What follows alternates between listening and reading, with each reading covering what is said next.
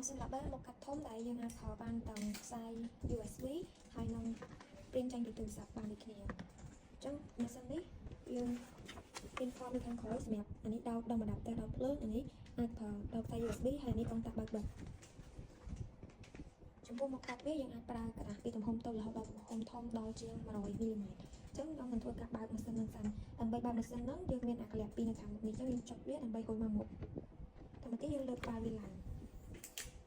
នៅខាងក្នុងនេះខ្ញុំនឹងបង្ហាញពីរបៀបនៃការដាក់กระดาษចូលអញ្ចឹងនៅក្នុងហ្នឹងវាមានរីស័រដើម្បីសកត់กระดาษពីរតង់នៅកន្លែងនេះមួយតង់ហើយនៅខាងក្នុងនេះមួយតង់ទៀតអញ្ចឹងយើងអាចធ្វើការបើកវាដើម្បីដកกระดาษយើងចេញ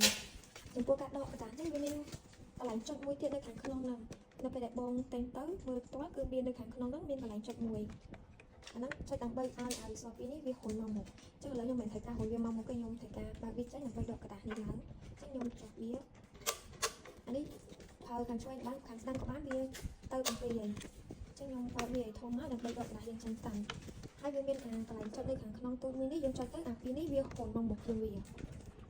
ខ្ញុំចុចវាកប់ចូលគ្នាវិញអញ្ចឹងដើម្បីបើកវាវិញយើងអាចទាញវាមកអញ្ចឹងបន្តមកទៀតតកតងជាមួយនឹងរបៀបនៃការដាក់กระดาษចូលទៅក្នុងម៉ាស៊ីនហ្នឹងយើងយកกระดาษយើងម្ដងយើងមើលវាទំហំដែលយើងអាចស្តុកกระดาษនឹងចូលបានសិនពេលយើងដាក់វាចូលចឹងហើយយើងកាន់វានៅកន្លះកណ្ដាលហើយយើងចុចអារីស័រក្នុងនឹងមិនដដែលដើម្បីអាពីរនេះវាកប់បានសុខល្អចុចនេះវាទៅខាងហ្នឹងយើងមើលដែរថាกระดาษនោះវាអាចរោយបានអត់បើសិនជាវាគៀបខ្លាំងពេកវាពិបាកនៅក្នុងការរោយហើយចំពោះការដាក់กระดาษវិញយើងត្រូវដាក់ឲ្យវាស្មើជាមួយនឹងមុខម៉ាស៊ីនរបស់យើងនេះ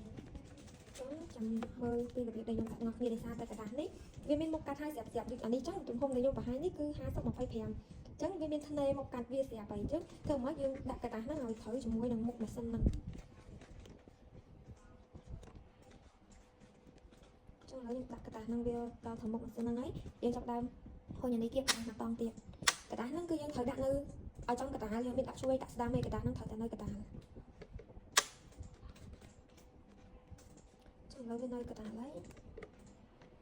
ខ្ញុំស្រីกระดาษនេះឲ្យវាបានតឹងល្អ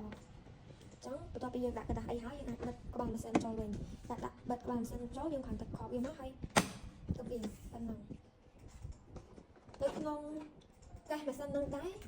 យើងមានម៉ាស៊ីននឹងហើយយើងមានជាមួយនឹងខ្សែភ្លើងមួយមានដងអាដាប់ទ័ររបស់វា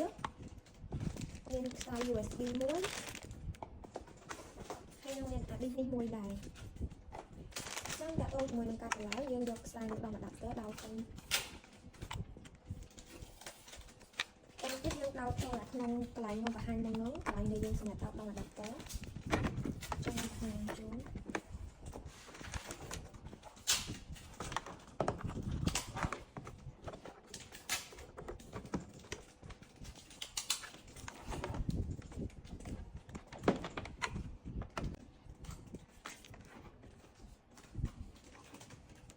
ដល់ភ្លើងហើយយើងសាក់ទៅបងធ្វើកាត់បើកកង់តាក់វាទាំងអស់គ្នាអញ្ចឹងវានឹង